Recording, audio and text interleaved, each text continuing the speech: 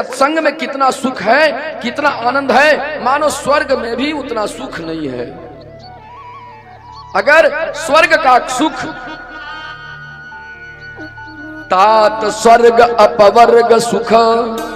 और इस संसार के जितने तरह के सुख हैं, धन है, दौलत है, पत्नी है, पुत्र है, सगे हैं, संबंधी, आनंद है, जितने तरह के सुख हैं, सभी सुखों को, स्वर्ग के सभी सुखों को एक तराजू पर रख दिया जाए और सत्संग को एक तराजू पर रख दिया जाए, तब तो लंकिनी ने कहा तूलन ताही सकल मिली,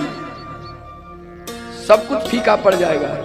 स्वर्ग का सुख और इस संसार का सुख सत्संग के सामने सब कुछ फीका है। तात स्वर्ग अपवर्ग सुख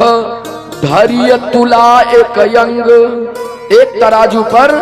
एक तराजू के एक पलड़े पर संसार के और स्वर्ग के सारे सुख रख दो और एक तराजू पर सत्संग रख दो, तो सत्संग की महिमा बहुत भारी हो जाएगी भैया।